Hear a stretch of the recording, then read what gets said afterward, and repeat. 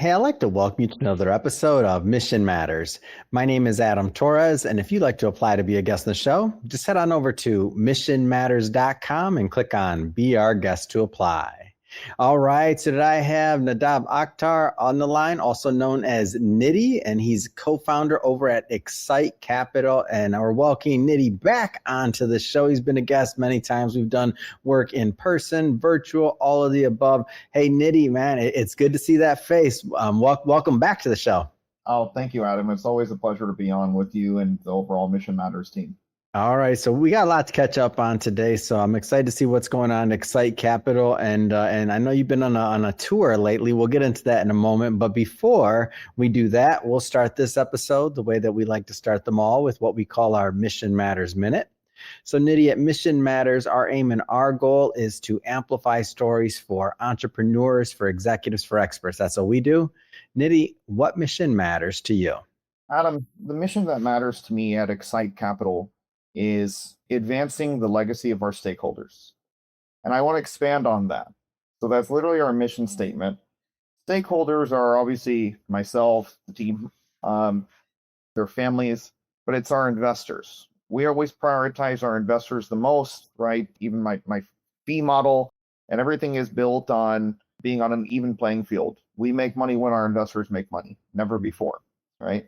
And so that is something that is critically important to us.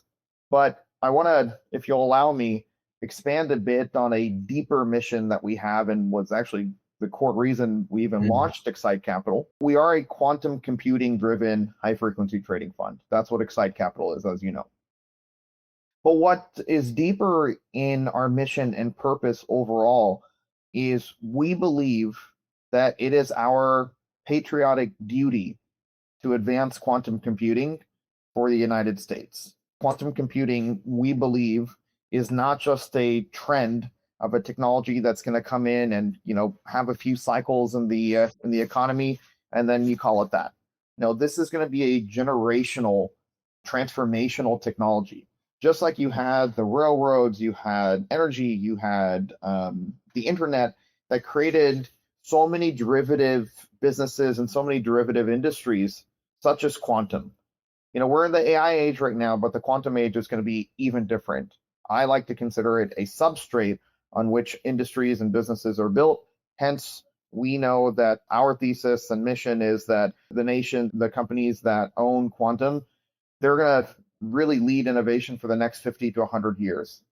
I love it, Nitty. It's great. I always love getting into the quantum discussion with you as well. Oh yeah, we're gonna open that can of worms up as well. So, but before we we got a lot of cans of worms open. But are you in Miami right now? Like, let's catch up a bit here. I wanna we haven't talked in a bit. Like what's going on in your world? Oh, brother, I just got back to Miami this morning. A bit of a whirlwind tour. So I think I've had 4 flights in the last 5 days. Yeah. I went Miami to Dallas. Shout out, by the way, to the reason I flew to Dallas was on Saturday. There is this amazing Punjabi singer, very famous musician. His name is Diljit Dosanjh.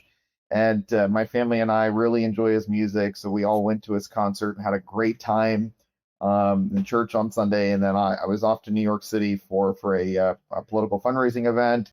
Then Tampa, right now it's Special Operation Forces Week, Soft Week. And so we do some work in the quantum side with a drone company. And so we were there meeting with a few generals and other defense companies.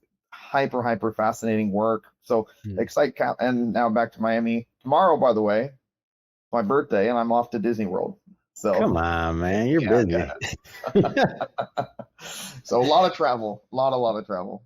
Game on. I love it. I love it. Well, I want to, so obviously we've worked with each other a few times. For our newer listeners and audience, maybe let's go back in time a little bit here. So Excite Capital, talk a little, you mentioned in the Mission Matters Minute, but go a little bit further into what the firm is and exactly what you do. Yeah, I'm happy to. So Excite Capital is what you would call a quantitative trading firm, a quant fund. We leverage algorithmic trading and run a strategy that trades at very high frequency. We're different than, let's say, traditional investments that like to participate in the markets. We're designed as an AI system that designs and interprets and adapts to the market.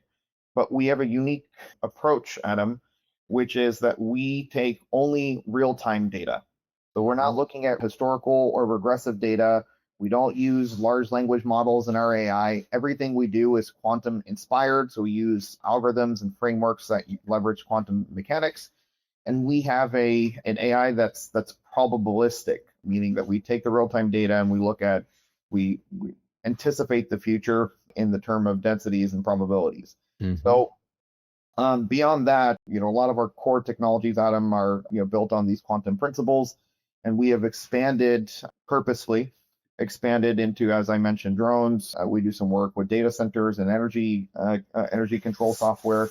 But the idea is that we like building cool stuff, tech and cool stuff, but that's expensive, right? And when you're building deep tech and you're innovating, investors are left holding the bag for 7 years, 10 years, maybe 20 years on deep tech investments before they see a return. And so a couple of years ago, when we started Excite, the reason we constructed the fund first is I wanted to have an avenue that would leverage deep tech, but show investors, hey, we can generate regular returns for you. So this can be a dividend producing play, and you invest in deep tech. We prove out the technology scale, but also our own treasury, my partners and I, we keep investing into building cool stuff. So that's the reason we started. That's interesting. And shout out to E. I know you're out there, Raj. Like, yeah, the 1-2 punch, brother. Talk a little bit. I always got to bring this up, man, because I get a kick out of it. I remember we had that event at Art Basel, and I had the privilege of meeting your parents, and they were showing me baby pictures on the phone. I'm like, man, I'm sorry, on your dad's watch. I think it's an Apple Watch. Yeah. And I'm like, man, to grow up with these two, like, talk about what it's like to be a little personal hero. You're in business with your brother, man. I love seeing the 1-2. And we were, by the way, at Milk, and we were all together. For everybody that's watching, go on Instagram, Ask Adam Torres. You'll see. I said it's the family picture. I've been adopted, so go. Yeah. What's it like being with your brother in business? I love the story. So my brother and I, he's actually older than me, but we're 18 months apart. What do they call that? Irish twins, right? Yeah. So we're very close. He was 1 grade ahead of me in school. So we have a ton of overlapping friends, but really I mean, he's, my best friend, right? So growing up, we really, in a very healthy way, pushed each other to excel and school and achievements and all of that. And it translated into the professional space, really with our becoming business partners while we were in college. You may not know this. I don't know if I've shared this with you, but our first business we opened. I was a freshman at Baylor University. He finished college really, really fast. So he had just finished up at his undergrad at UTD, University of Texas in Dallas. And I called him and I said, I have a crazy idea that I want to go to med school, and he wanted to go to law school. Suffice to say, we did not do that. But my idea was that we should open a hookah bar. I had heard some upperclassmen had opened a hookah bar near campus, and that's how they paid for tuition and all that. And I went to school on scholarship, but med school was going to be really expensive. And there was no scholarship. Well, very, very difficult to get scholarships and all that. So that's when we started our first business. It crashed and burned, by the way, inside of 6 months, but we recovered. We opened another bar about 1.5 years later. But I give you this context in saying that we've done dozens of businesses together. We've had exits. We've lost some money, made some money for ourselves, for our investors. And what's great, Adam, is that we respect each other's capabilities. So where I'm strong, I cover areas that aren't his strong suit. Now he happens to be a fairly knowledgeable guy, so I can go to him for advice and bounce ideas, even in areas that are my domain, and vice versa. But on technology and AI, he oversees all of it for us, and so I have complete trust in him. But it just works, man. And beyond my brother, actually pretty proud to say our kid cousin also works for us, so he's our analyst, and he's doing a great job. I remember, going to the hospital when he was just like a few hours old. Get out! I didn't know that. Yeah. And so he's like our little brother, right? Yeah. So his working for the for Excite is also a tremendous blessing. We love it. You know, if I had my way, I'd have the whole family work in the firm, and we will eventually. But I do caveat that with this. Mm-hmm. It only works because I say this. We may be family. However, this is not a family business. Mm-hmm. I want to make that clear distinction. What we say, this is a firm, you know, if I had an HR book, and I think we do, I'd put this as a company value. We are not a family business. Mm-hmm. We may be family, but this is a high performance team. Because family does this when someone messes up or stumbles or does something stupid. Family says, "They're there. You'll do better next time." The real world doesn't work that way, Adam. Mm-hmm. But in a high performance team, what happens? Every player knows the play. They're coordinated. They trust each other. They know that I need to run the ball this way for the play, and they listen to the coach. They listen to the assistant coaches. They practice all of that, right, in order to be a high performance team. That is essential to our culture. That's the only way it works. That's awesome. I love it, and I love the whole dynamic that, and we've never had that part of the discussion of what makes Excite Capital work. I want to spend some time talking about getting back to the quantum side and just the thought process about, and we've talked about this before, but I just always find your take interesting. Is like it's our responsibility to what our responsibility is to quantum over and above, obviously, just for security, for everything else, because you're having different conversations about this. Oh, absolutely. I'll tell you about the quantum side. It's maybe helpful for listeners to think of it this way. The vast majority of decision frameworks that are used by folks rely on one core assumption, which is that the best way to predict tomorrow is by taking an average of yesterday. I think that's fundamentally flawed because in 2026, the speed of change in systems, especially like financial systems, is faster than it's ever been. Nowadays, vast majority of the market, I mean like a good 70-80%, is algorithm to algorithm trading. How does the little guy compete? How does that regressive approach of taking yesterday predict the outcomes of tomorrow? Well, first off, anybody who says they can predict the future is full of it. You can't. Because the future doesn't unfold in a straight line. It's going to branch, it's going to collide, it's going to curve, depending on what's happening. So if I use this analogy, which is that if you are someone that looks at yesterday to make your decisions, I think that's like driving down a highway, going 80, 100 miles an hour while only looking at the rearview mirror. Yeah. You're gonna get lucky sometimes. Maybe you won't crash, but eventually you will. And that's what most financial strategies are built on. This idea that if you study the past carefully enough, you can predict the future. Problem is, that's been what's been taught, right? Like for so long, and that was the methodologies for decades that were built on that. Yeah, but markets don't sit still. They change, they evolve, they react. Like living systems do.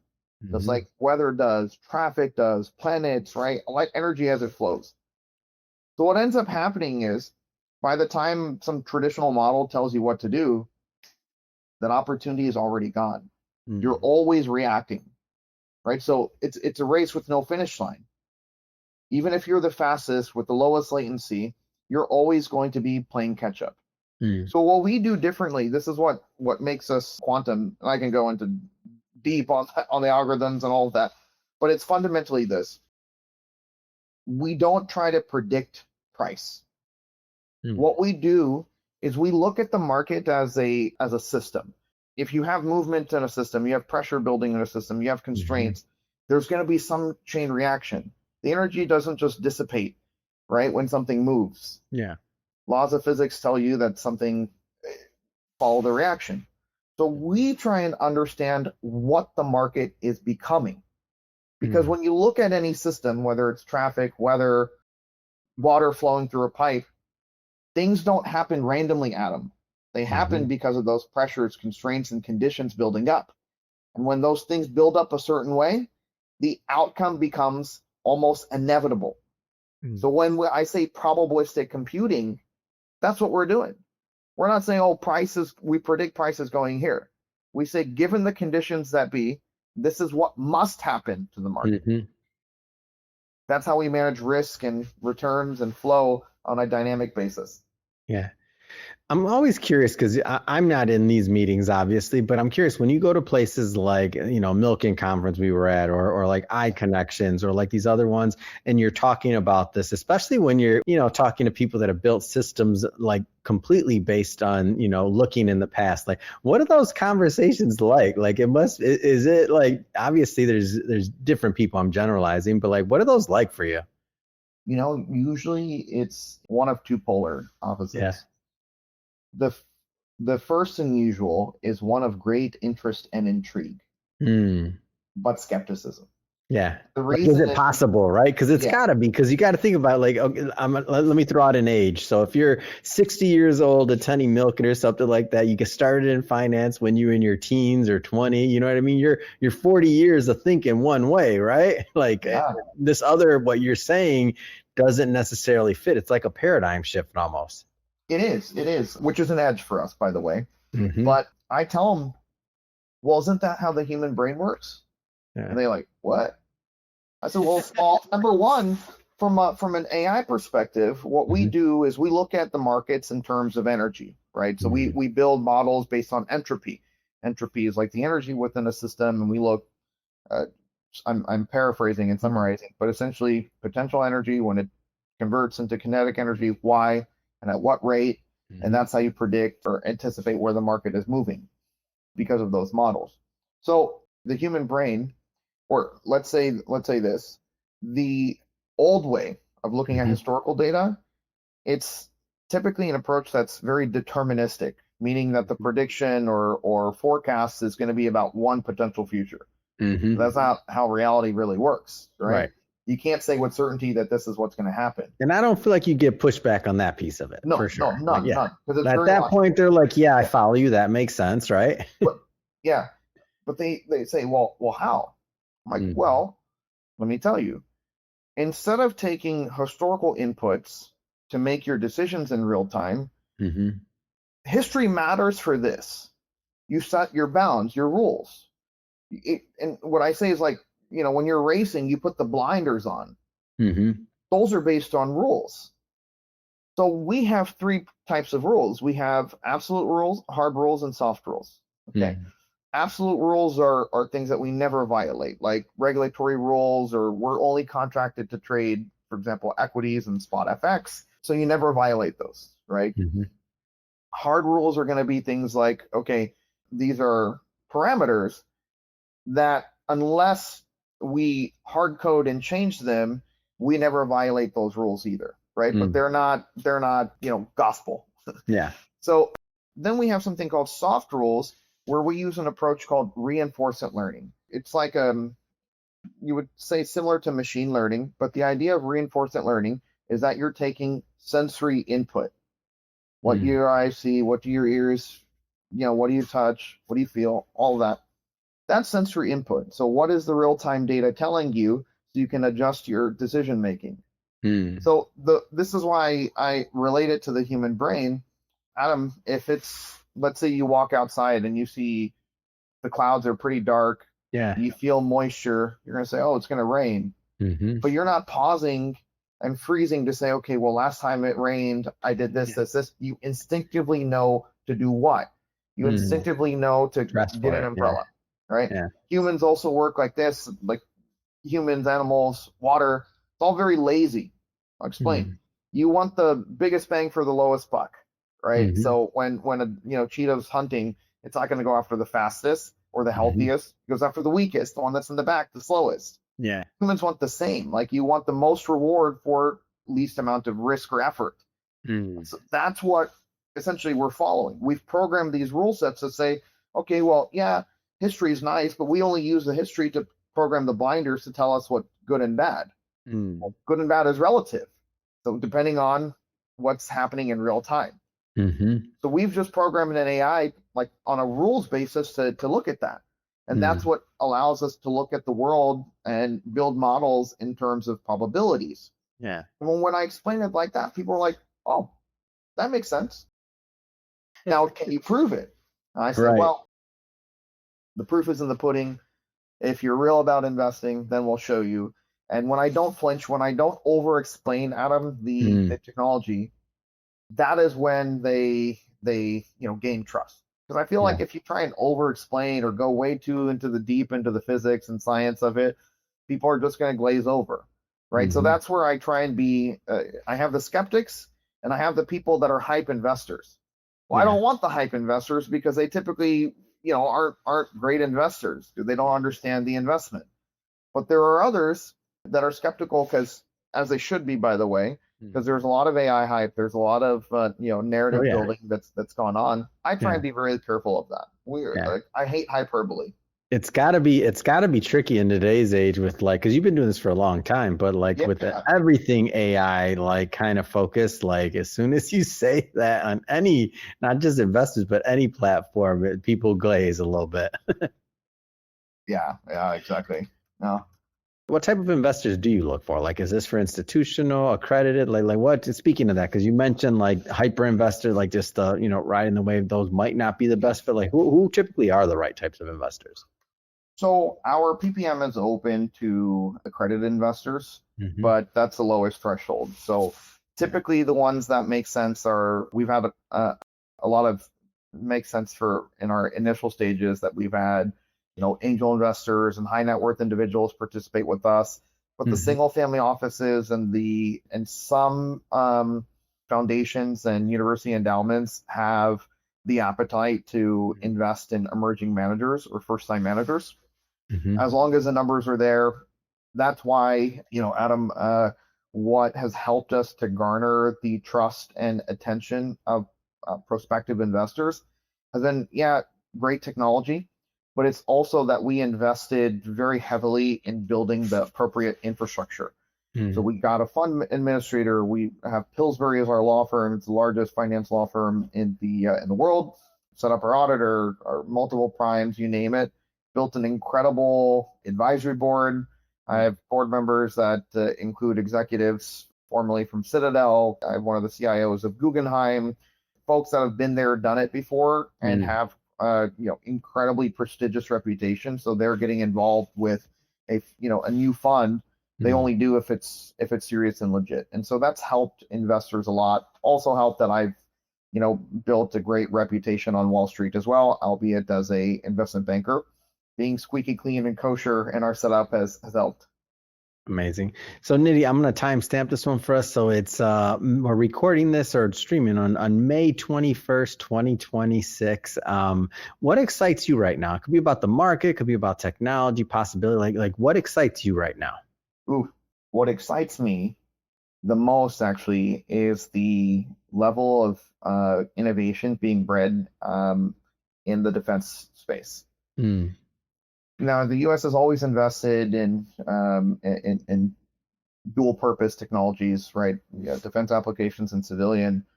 For technology such as ours, quantum, yes, we built our first business catering towards our stakeholders, making sure that we generate return for them and went after high frequency trading. But as I shared with you, a strong patriotic duty that we feel is getting into the expanding the quantum space for national interest. On that note, I'm really excited that under the current administration, love them or hate them, what they're doing very well is they're cutting a lot of the red tape and prior barriers to entry into working with the federal government.